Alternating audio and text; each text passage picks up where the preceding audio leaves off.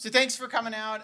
This is creating a common operating picture for North Carolina. We're going to be talking a little bit about how we have deployed TAC across our state and kind of how we've come together with everything.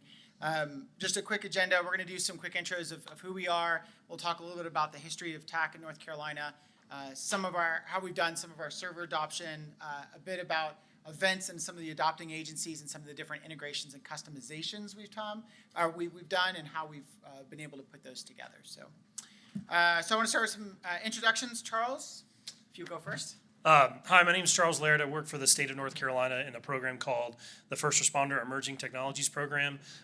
Everyone likes to take a picture when I'm wearing this getup, but this is what I wear when I'm on a fire scene or doing any sort of communications work.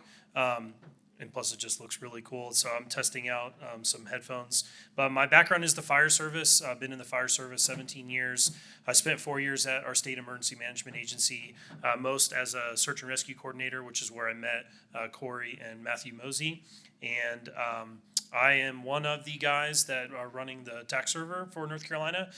Cory is my backup, but a lot of the times I'm the one that's going out and talking with different agencies and trying to get them on board. So. Thanks, Charles. And my name is Cory Foy. So I, with a state deployment team for North Carolina, we're a technical rescue team. So we do rope rescue, a lot of wilderness search, flood rescue. We deploy for hurricanes, swift water rescue, that kind of thing. My background is also in the fire service and in technology. So I started my career down in Florida. So thanks for those of you from Florida here, and have grown the use of TAC throughout those years. So we are excited for Charles. Charles doesn't tell the truth. That is one of two types of pictures we take of Charles. The other is of him holding technology to the sky and looking up towards it. And we have lots of those pictures of him doing that for some reason. So where did we kind of start from in North Carolina? So what did our common operating picture look like? And when Charles and I were kind of talking about this, I mean, honestly, like this was the extent of our common operating picture. For us in our state, we do a lot of wilderness search, and that's because literally when a dementia patient walks out of their house, there are so many rural areas that they're gone. And so it's like somebody walks out of their house, they walk 200 yards, and now we have to deploy 8 teams to try to figure out where they went to. And a lot of air assets, a lot of other things aren't as useful in North Carolina as they are other places simply because of our tree canopies. So it really does require a very significant amount of coming together. So for us, a lot of wilderness search is still dictated by it has moved away from paper maps, but it definitely started with this. And the Viper B3, so we have the voice interoperability plan for emergency response. I get that wrong every time, which is kind of our statewide radio systems. Do you want to talk a little bit about how we end up with the Viper? Yeah, so we are very fortunate in the state of North Carolina to have a statewide radio system. We recognize that this is not a radio discussion, but interoperability is in the acronym. It is unique in that the statewide system doesn't charge for access. The agency's skin in the game is to buy radios, but we have had an interoperability solution for response for a long time with our statewide radio system. We may get into a little bit later, but some of the vision behind why we want to have TAC throughout North Carolina is we have a statewide solution for resource management, which is WebEOC. We have a statewide solution for voice communication over Viper, and we're looking at how TAC could be the statewide solution for situational awareness and communications. Right, and I think just to add to that, for us as hurricane deployments, USAR teams, that kind of thing, we do have a situational awareness tool, can I call it that? Which is an Esri ArcGIS-based tool, as a lot of other states do, which is primarily form collection. The real issue is we can drop points and we can set tracks, and the command can see it as soon as we get to a spot where we can transmit that data. So you don't get that same kind of real-time situational there. Very similar throughout North Carolina, and I think I kind of talk about this on the next slide. We make heavy use in emergency management of SAR-Topo or CalTopo. That most of the emergency management managers, if not all of them, are trained on SAR-Topo and CalTopo and have accounts for it. How often they're like using it and for search planning and deploying it is a different situation. And there are about 3 to 4 teams across the state, of which we're one of them, that often get deployed directly to command to help them set up search things as part of it. One department I do want to point out that is very forward thinking on this is Winston-Salem, which is in the kind of central part of the state, and they have a wilderness SAR team, and they bring a block of devices that have GPS. They've got phones that already have SARTOPO loaded on them, and so that way, when we get a lot of rural departments that are in that come in to help out. I don't know how many of y'all were from my talk yesterday, but 70% of fire departments are volunteer. That's definitely the case for North Carolina. Is a heavy amount of departments out there are volunteer. So they're coming in without necessarily a lot of training, a lot of equipment. So being able to hand them things and say, if you come across something, push this button, has really changed the game for that, as long as we have cell coverage. The other thing that we have in wilderness search is it requires this rapid onboarding of personnel. So if you haven't used SARTOPO or CalTOPO before, which I've got a picture of it in here somewhere. Where's it at? There it is. So this is basically what we end up with on a lot of scenes is, this is a little bit different. This was out in the Smokies. But that QR code is kind of the key for everybody. So regardless of who you are, you're able to just come up, scan that QR code, you're on the map. Once you're on the map, we can control the access. So whether you're viewing, whether you're updating, whether you have admin access, but it enables teams to rapidly be able to get on the map and see where they're going, which is a huge help for it. So yeah, and one other comment about you may hear the word interoperability a lot throughout this presentation. Really to go back to the definition, interoperability is two systems working together, right? If it's two agencies that are arriving on the same system, that's not necessarily interoperability in its truest form. So this has probably been the closest thing that we've gotten. SARTOPO has done a great job with responding to user feedback. And so one of the things that the user community said, hey, we want to be able to see where we are live on the map. So you can see this is really busy. And as Cory alluded to, there are people specially trained to go and work in the planning unit, and they just manage SARTOPO. You can have really good operators of SARTOPO, and you can have really bad. And the other part that we're hearing here recently is the amount of information that gets pulled down when you scan that QR code. If you're in a low connected environment, that can be really difficult where you just, hey, I need to know my assignment, or I need to know where other teams are, let me get out. And this does not work in a disconnected environment. So this is more or less the gold standard for the search and rescue community, as well as doing special event planning. It is a great planning tool, and I think that's where we need to kind of foot stomp it and say this is for planning. And we're really looking at it how do we expand TAC in this community where they're always used to SARTOPO, and that's going to be a pretty heavy lift, but through some different integrations that we may hit later, now we're starting to go into the interoperability realm of, okay, now, yes, we can see ADSB and we can maybe get some weather, but what happens if there's some other information that we want to bring in? It's almost impossible if SARTOPO hasn't rolled it out. And so that's why we're looking at TAC. And we do have an integration where we can, and thanks to Paul Clifton with Coconino County Sheriff's Office, we have used it on a recent incident where we have SAR teams that are using TAC now because they're using it for accountability.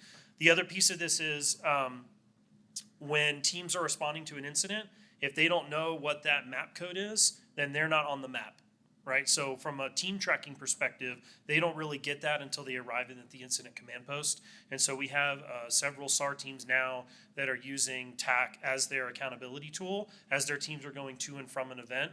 And then they're also running SARTOPO because guess what? We can do multitasking on our phones. It's not like a radio where it can only listen to one frequency at one time. So I just want to throw that in there. Yeah. And as context for scale for some of our searches, down here in the middle, this is the actual initial planning point. This was out in the Smoky Mountains. This outer ring is 5.2 miles. To give a sense of the scale of the area we were trying to search out there, I believe we had 40 teams searching for, I believe it was 3 days, trying to locate the gentleman who walked. We never found him out there, unfortunately. But the scope and scale of it is really challenging. I'll kind of come back to this particular search in a little bit. So once we, from our perspective, we needed better ways of having situational awareness. We have this race that happens in our town of Chapel Hill called the UNC 10 miler race. And during that, you've got 20, 30,000 people racing a 10-mile course. Actually, it's a 6-mile race and a 10-mile race. And the 6-mile race starts first, and some people race that and then enter the 10-mile as they're finishing their 6-mile, because some people are like that. But it's a very sprawling course, and because there's 6 and 10-mile, there's actually different courses with it. We have to shut down different roads, and they're major roads in some cases for them. You get a lot of incidents that are sprawling. And we were saying, well, how do we provide better situational awareness of what's going on? So in 2022, this was myself and a UNC PD officer who they owned a drone.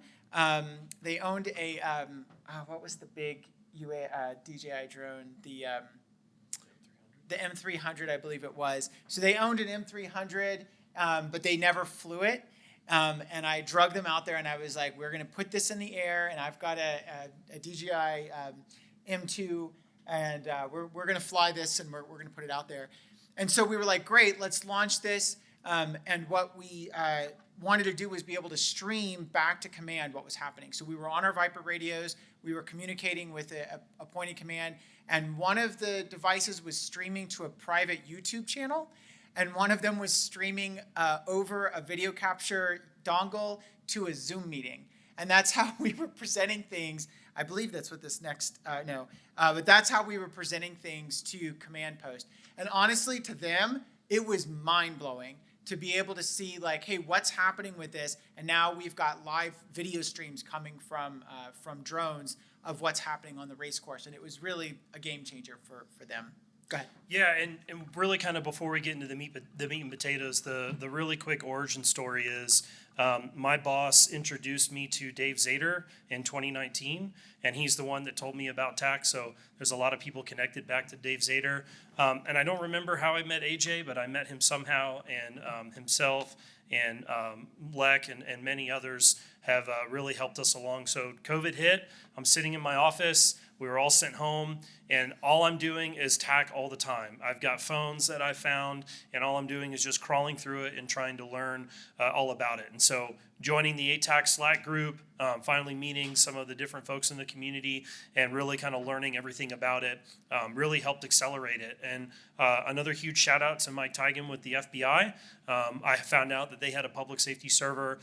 Thought a little bit about how I wanted to deploy it out to the folks that I had been talking to. So we had a few different servers, got some people on, really started to gain a little bit of momentum, and quickly arrived at, well, we should probably do our own, which is a whole nother story. But we definitely had a lot of help along the way. That's probably been one of the biggest things that I really enjoy about this community is there's no Google for this. Like my Google is the Slack group and then those that I know, and it is all in who you know. And lots of times it is a little bit of FAFO, as we like to say. Like you might answer the question and then you'll get a response back from AJ and he'll say, time to FAFO. And so there's been a lot of learning that's happened, which has been great because, kind of seeing it from that end user side and seeing it from their point of view has really helped out a lot. So that's kind of the origin story of NCTAC. And we'll talk a little bit about one of the kind of the bigger deployments where I really learned a lot here later in the presentation. And we actually, funny enough, first heard about TAC in, I believe Matthew said 2016. So we had one of our captains at the time had come from the Special Forces community. They were early adopters of ATAC, and he said, hey, you all should pay attention to this. And we're like, okay, cool, and didn't do much of it. And then whenever we started to see some of the issues that we came up, it came back again. And that was, and I think that the big thing here, and I shouted out Mike yesterday too, the ability for us to rapidly connect to the FBI servers and start seeing that situational awareness across the state was a huge win for us all in them. So, coming out of that, that particular event, we really started looking at TAC very heavily. I was running a search exercise on a large lake that we have called Jordan Lake. This is actually a very small portion of it where we have the Haw River that starts to come into the lake. We've got Robeson Creek coming out the side. And we were basically simulating that one of the dams had burst, flooded the Haw River, flooded a group of people down, and we had boat teams trying to find the people. They also had rescue situations that they had to do with them. So we had to maintain multiple maps of, one, where are all of our victims? Because we had real people playing victims that we had stuck in different places along the shore. And we needed to know how to go get them and where they were if our teams couldn't find them. But then also testing with the teams where everything's at. And this was kind of the first opportunity for us to test out. On the left, that's Sartopo, and on the right, that's actually ITAC running and dropping points and kind of seeing how the two of them work. One of the things that we were doing with this is taking KMLs directly from Sartopo, exporting them and importing them into TAC, either into ATAC or ITAC as part of that. And that helped us drop some initial points and be able to learn what our options were and what we could do with everything. So the thing that we found out very rapidly from this exercise, and I'm actually next weekend, I believe it is, I'm running this exercise again at this location. The left side of this, where it kind of says launch/IC, from that point, actually basically at that boat launch, you have no cell data. We have no cell signal as moment we go out there. And we actually don't even have very good radio signals out there as well. We don't have close Viper towers. And so the DDIL communications is really proving it out there of how do we still maintain situational awareness. And we've learned a lot in the 2 years since we did this about how we're going to try to run mesh networks and everything else to test them out. So from there, we started to go, well, how do we put all these pictures together? So this was our first foray into running UAS tool and streaming from my office of like, can we put everything into here? So that's the Sonam. This is actually running directly from the Mavic 2 smart controller, which is questionable about how well it could run TAC. We found better ways of doing that. But this was a really exciting moment to be able to figure out, hey, we can stream directly to commands where everybody can view this right within TAC, right from our controllers was a really big deal as part of it. So, and then that led us to 2023, where we deployed TAC again as part of our 10-miler race. So what you're seeing up here is an advance over just 1 year, where we had a lot more teams out there, a lot more drones. We were running TAC in a command case as part of this, and really being able to push a lot of information that was here. And I believe you were out for that event in 2023. Is that correct? Yeah, I came to stop by, see what y'all were up to. Yeah, I mean, the similar to AJ's story of like the video down to the ground piece. From what I've learned, that's historically been a really hard challenge, and it's something where it may only live in the Emergency Operations Center for the command staff to be able to make decisions, but getting it down to the folks on the ground, so to speak, so that they can make decisions based on their environment has really been huge. And so obviously, all of us can talk TAC for many, many hours, but what I will say from my job with the state in looking at emerging technologies, TAC has been a really great catalyst for all of these different spokes that go off and say, okay, well, drones, all right, well, everyone has a drone, right? But not everyone is doing streaming video. So now let's talk about this. And really, at least in our experience, in talking about getting video down to the individual has really been our foot in the door with a lot of agencies. Like I alluded to, a lot of them have drones, but they didn't really know how to use that video, or they're doing some sort of kind of hack together job. So we now have a solution that we can offer to agencies to say, hey, if you have a UAS, even if it may not be capable to fly in ATAC, at least we can have a way to distribute that video. We're doing a lot of testing around that to say, okay, what are some of the challenges? At what point do we say, okay, maybe you should do something on your own. So there's still a lot of learning that's going on. I appreciate all the work that Texas and Colorado have done from the statewide perspective, because that's really kind of helping us learn how do we improve upon, or what do we learn in order to have a better deployment with North Carolina. So really, when we have the streaming video and the Skittles on the map, right, and this picture really says it all, right? This is all of the EOC, Emergency Operations Center personnel. They're all up out of their chairs. They're not looking at their computer, and they're looking at TAC, and they're looking at different video feeds. And so one of the things about this really quickly is they never really knew where the start and end was. And so as simple as putting a device in the police cars that were doing those two functions, and now they had a really good idea on where everybody was. So this really meant a lot, because we didn't really kind of explain what it was. We just said, hey, we're tracking our responders, and that's about all you need to know.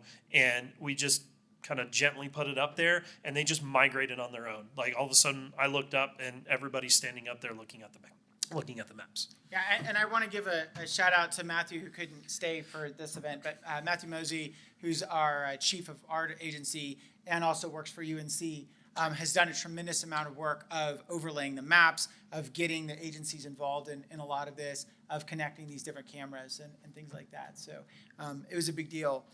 Now, what was interesting about this event, and I think this is really what the catalyst for TAC itself has been throughout the state, is as Charles was just talking about, this was the first time the Operations Center were able to see the actual locations of personnel, the actual locations of the race. We have, of course, lead cars and trail cars. They could see physically where they were at on the maps in real time, and we were getting video streams to them. And those video streams were powerful. I mean, just like with these cameras that they're seeing, we've got a lot of cameras out that they can feed into here, and that was really powerful. But we started to get this kind of view. So this is what we were seeing from a drone operator perspective, just to get a sense of all of the assets that we had on the map, just 1 year removed from it, and kind of what we were able to see. And just to give you a sense of scale for this event, this is a time lapse, I believe, of the 10-mile start. And so there is a lot of people, and they're going.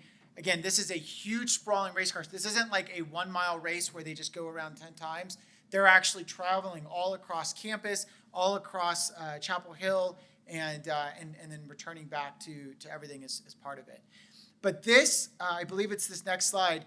I think this is the slide that we show everybody, and they're like, oh my gosh, this is amazing.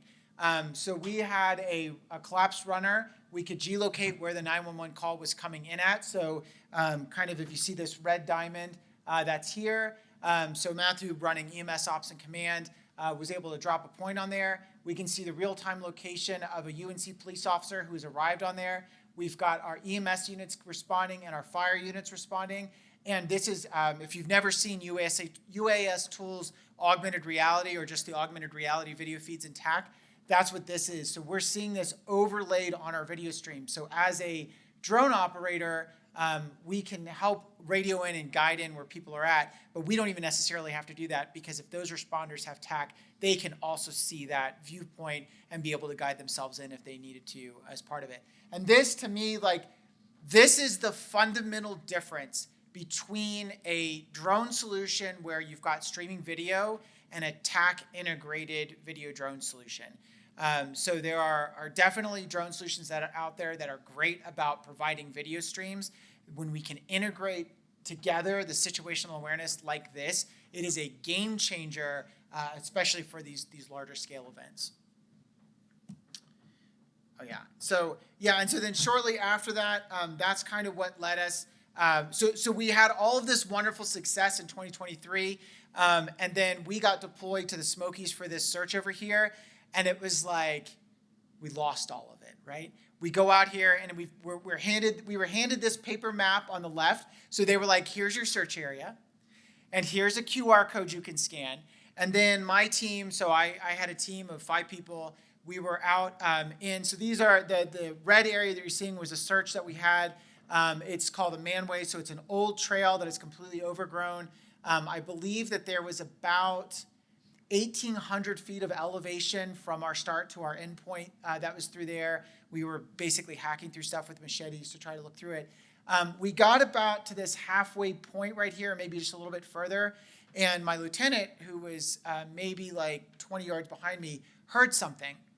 And so he called the gentleman that we were looking for. He actually called the gentleman's name. And then we heard something else, and then about 20 yards in front of me dropped a black bear out of a tree. And it was a mama black bear because we could see her 2 cubs up in the tree. And so we, of course, froze.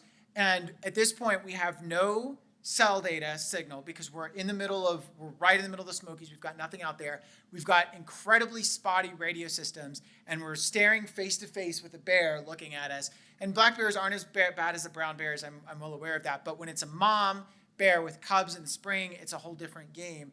So we knew enough to let's freeze, let's slowly back up, let's get the team back up, let's go around a different way. And she ran off a different way. But that was the point where I was like, to me, this is unacceptable. It's unacceptable that nobody knows where we are, and we have the tools to be able to start to solve this from there. So I want to show you kind of where we've come at since then. So this is what our state looks like now. So this is a live ATAC feed of across North Carolina. So we have a bunch of different assets now integrated as part of this. So you're actually seeing, I believe that's ADSB and AirTAC we have running. You can see the red circle of TFRs that are happening. Oh, no, that's the AirTAC, I think, guidance as part of it.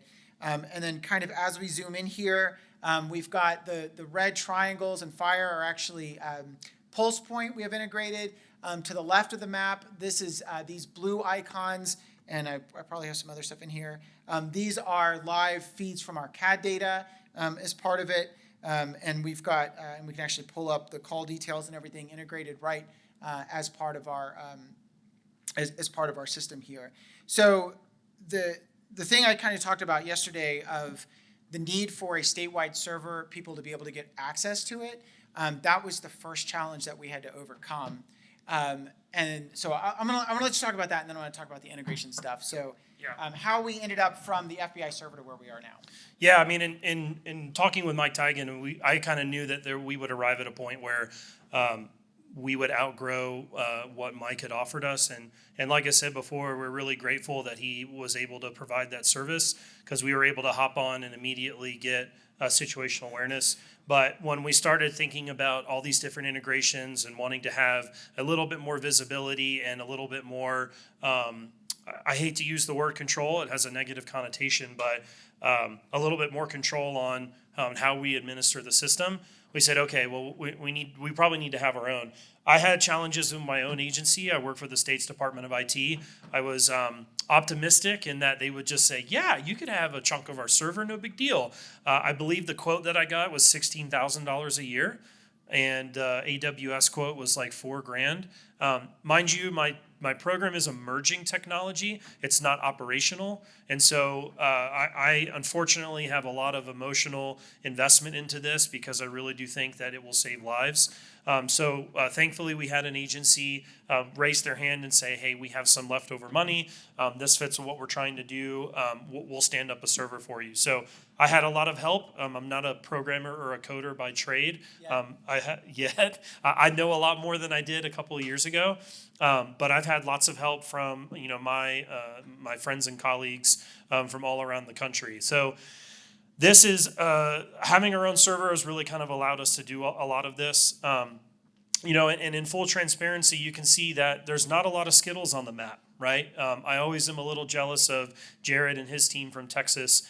They have a lot of Skittles, and it's always cool seeing what they're able to do. But to be fair, we make heavy use of channels and groups, and so all of our agencies are in different channels and groups. So I am not in the groups that Charles in, where he would probably have more Skittles if it was on his map. So I just want to make that clear of we do have a lot of groups that we've subdivided people in, especially for law enforcement uses. So and we really don't have we don't have any of the infrastructure like Texas and Colorado has, and so that's something that we always talk about. And so I just have the original TAC server, the GUI. I know how to do things in the command line. I'm pretty dangerous with that. But I know a day is going to come when a 500 person agency gets on and says, yep, we want to deploy it, and it's going to take me a week and a half to put them on. So this kind of segues into the next little bit, and I know we only got 15 minutes, so I'll talk fast. But you can see here that, we're not really, we do have South Orange Rescue that I would say is using it in day-to-day operations. That's what I hope to do. My biggest community that I want to promote this with is our local law enforcement, especially our rural agencies. I just went and did a ride along with the police chief last week. He does not have access to CAD.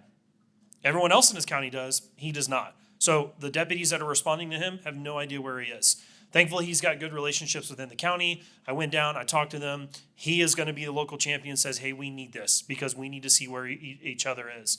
So really the part for me that I found a lot of value in, and Cory has hit on it a lot today, is the special event. So I want to switch over to my computer. I've got some pictures, a little bit of video, and just want to briefly talk about our state fair. I think just use this. There you go.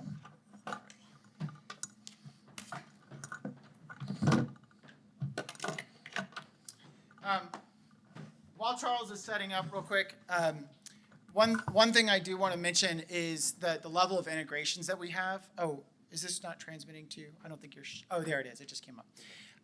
The level of integrations we have is super critical to people seeing value as soon as they have access to the map.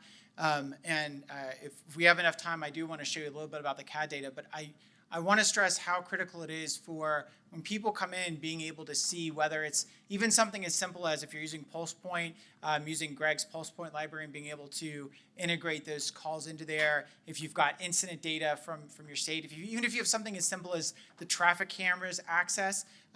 In North Carolina, our traffic cameras are static 640 by 480 images that are updated every 7 minutes. But it still is pretty cool to see it on a map and click an icon and go like, hey, that's the traffic camera, right? And it works, right? It gets people excited about it. So I do want to talk a little bit about that if we have the time, but this is really interesting. Okay. I'll save you the story, but I got the opportunity to ask our State Fair Police Department if they wanted to track the responders. Thankfully, they had a change in leadership. And when I gave them the quick pitch and told them, oh, no, by the way, it won't cost you anything, of course the police chief says yes. I didn't really know what I was signing myself up for. So you can see we ordered up 120 phones from Verizon. And what's funny is the chargers that they gave us were these little multi-chargers. So I took a picture of that to kind of illustrate what I was doing. I initially charged all the phones, right? So we kind of got through all of that. The first year I did this, I actually I programmed all of the phones by hand. I had a little bit of forethought, and I was actually glad that I spent the time to do it. I went through every single phone. I turned off notifications. I deleted bloatware. I logged in on a Google account so that all the phones had the same thing. And the other thing that I did, and was a really good lesson learned, was I created a contact list that was all of the call signs that we had already pre-configured for the ATAC devices, and I loaded them in as contacts with the phone numbers with the phones that had associated with them. And so our fire guys actually called one of the EMS supervisor, and the EMS supervisor picked it up because it said Western Wake Fire Rescue OIC. And they knew already on the map that that's who it was. So that was a really neat thing to do. This is actually the second year. The first year I had Sonams. This year, Verizon gave us brand new Samsung devices. Yes, those don't have a case. And yes, we did break one. And yes, they did ship us cases. And so that was really helpful. But this year, the last time that I did this, I actually utilized Samsung Smart Switch. So I had 5 master phones. I hate saying it that way, but I had 5 master phones, and then I would hook up 5 phones, and I would kind of go through each time. And if anybody's done any sort of programming, when you have someone that walks in when you're in the middle of something and it's really distracting, I had that happen to me several times, but thankfully everything went through. A majority of the phones were TAC tracker because they were going out to law enforcement. It's a very law enforcement focused event with a mix of fire and EMS for response. And I didn't want them finding out there was a map on the phone and to be heads down because their job is to be heads up. And also, I didn't want them spying on the other agencies because it's a multi-agency event, but we'll leave that part out. This is kind of what it looked like after the fact, but this was also how I was able to keep track of how I programmed all the phones. When I did one, I would flip it over, I would orient it in a certain way, and it was a lot of work. This, even using the Samsung Smart Switch, still took me about a week and a half to do. So I wanted to make sure that the user experience was good because I didn't want spam text and phone calls and the phone to constantly be buzzing. And they did call it the Big Brother phone, which was kind of funny, and we had to market it as a safety phone. Okay, now, one of the things that we did the first year is we used a drone by one of the fire departments to do a photorealistic map. So the day before, they went out, and this is not necessarily geo-rectified. This is some of the learning that I did. And what we wanted to accomplish was if someone was there and it was their first time there and they were near a purple tent, they wanted to be able to say, hey, I'm near a purple tent. And then the dispatchers, who also had a map view, would be able to see that. So this was huge for us because the state fairgrounds is normally empty. And so if someone's walking along and it looks like they're in the middle of a grassy area, they're actually in a walkway between vendor stalls or whatever.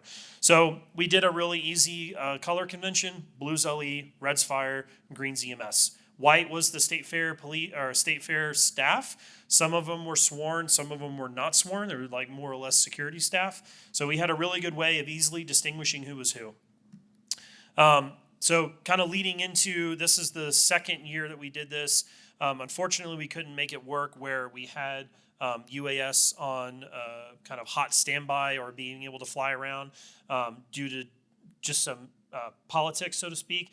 But luckily enough, this guy's name is Jimmy Spiro. He was coming to do a test flight because it's something that we had talked about. And literally minutes after he got there, we got a call for a suspicious package. So I'm going to show that video and just kind of talk through it a little bit. And this kind of gives you an idea of some of the things that we're doing. So not only did we do the photorealistic map, and I apologize for talking fast, but we also got all the ride numbers from the State Fair GIS department. So all those magenta dots are a KML overlay of ride numbers. That was our responders' way of telling us where they were. Most times they were near a ride or near a vendor. I'll also shout out Greg Albrecht. He's done a lot of great work to geo-reference some of the locations at the different events. It was something that we really wanted to do, but we found this was the easiest solution to implement in the time that we had. So you're seeing Jimmy flying his drone. This is my tablet that I'm recording, so I'm not even really peeking over his shoulder. And this is something I was able to hand off to the police chief, who was the incident commander, as we were trying to figure out where this suspicious package was. We had an idea of the area. You can see that red triangle. We call it the triangle. Historically, it's been an area of shenanigans, we'll say, among the youth. And so that's kind of where we started. And you'll see in the augmented reality view, like the fair's still going on. Like we didn't clear anybody out. And so the ability to kind of keep track of where our officers were, and I hate that I don't have the radio traffic, but while we're doing this, and it's kind of further along in the video, we thought that we had an area of interest. We actually had officers walk right by, and we keyed up and said, turn around, go 6 feet back, and turn left. And we saw them kind of in real time be able to do that. So from a safety perspective, like I don't think that the fair will ever go back to how they're doing it before, which is really great for me because I use this as a test bed. And I know we only got 5 minutes, but so this year's fair, obviously we're going to do all of the things that you see here, but counter UAS is something that we're going to test.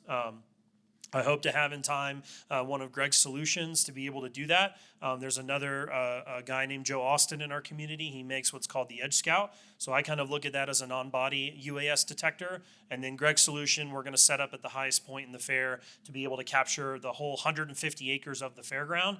We have a bad problem, especially during fireworks and over our busy weekends, of people flying drones over crowds, which we all know is not safe and not legal. So that'll be something that we're going to test this year and see kind of what sort of feedback we'll get, not only from the technology itself, but also how that information plays into the decision makers process. So do you want to switch over? Or? I just want to talk about one more thing real quick. Okay.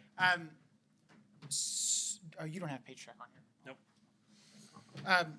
Nope. The last thing, and we're keeping an eye on the time, is that kind of going back to the Skittles on the map and the need for the integrations of everything. Our CAD systems, and this is really because, a lot of people have a lot of different systems that are out there, but this is our CAD system. And this CAD system works. It is all web-based. So even on the vehicles, they are running basically iPhones that are running this in a web browser, and they hope they have to keep it up at all times. And the way that the calls get dispatched to this is, and I don't know if you all have been in this long enough to know what rip and runs are, but it was the dot matrix printers where the call would come in and you'd rip it off and take it off of there. Those rip and run reports are coming into this. They're parsing the PDF, and that's how they're getting the call details. So this was our CAD system that we had as our starting point, and we could still parse, and this does not have an API. So literally what I was doing is I was coming into here and going to the network tab and then going, okay, I'm going to refresh and see what things it's hitting over here. And I realized that one of them was this retrieve all incidents or something. Yeah, all incident items. And it was returning this JSON structures over here. It doesn't matter if you can't see it or not. And so we're pulling this into Node-RED and parsing this information. So right here in Node-RED, we're actually taking that and then using Greg, who's the architect of all of us in public safety a lot of times. AJ got us started. Greg keeps us going. But we're basically parsing all of this information and data, and then at the very bottom here, converting this into TAC nodes, which get sent to our actual TAC server. So, and I only bring that up right here in the last seconds to say there are lots of data integrations that we need to do, and TAC as that standard platform can allow you to do it regardless of how weird your systems are. So just wanted to give that shout out. Go ahead. Yeah, and just to kind of foot stomp, and I really hope that we leave time for questions, but Charles, I don't mind you, I hope you don't mind me calling you out, but we've talked with the FirstNet Authority. We've tried to talk with others. One of the things that I really would like to foot stomp is anybody who comes to North Carolina for an incident, at some point, I would like for them to be on TAC, so that way we can see where everybody is. When we have that big event, whether it's a hurricane, an earthquake, whatever it might be, we need that higher level than just a state hosting a TAC server so that other people can go on. So it's really great to hear the FirstNet Authority is looking at that. I feel like they represent first responders outside of the National Public Safety Broadband Network. PSCR is looking at TAC. There are a lot of folks at the federal level that are now looking at it. And so kind of what my charge is for this community is that, yes, go out, build your TAC server, bring everybody on that you can. Think about it from a regional and statewide perspective. Don't look at geopolitical or response boundaries. Grow outside your response area and go get people on. But hopefully at some point, when we respond to the big one, we're not going to say, well, I don't know where I'm going or where people are. We'll already know that.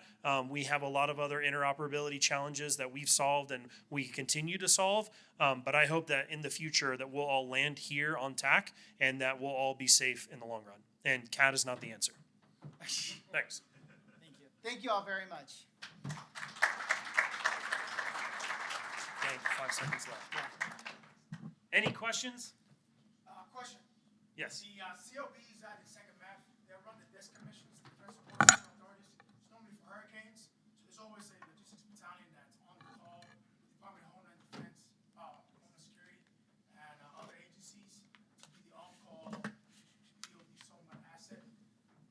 Is NCTAG being that, it's normally a second map unit that gets it. Is NCTAG, I guess, doing interoperations with the second math in order to have the same common operational picture. Is also our leveraging time.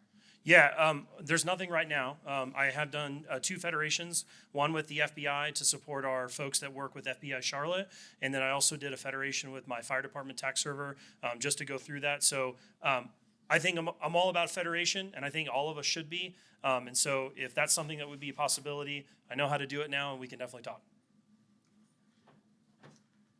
Hey guys, so I have one comment, 2 questions. First comment is I think this is great. I speak because this is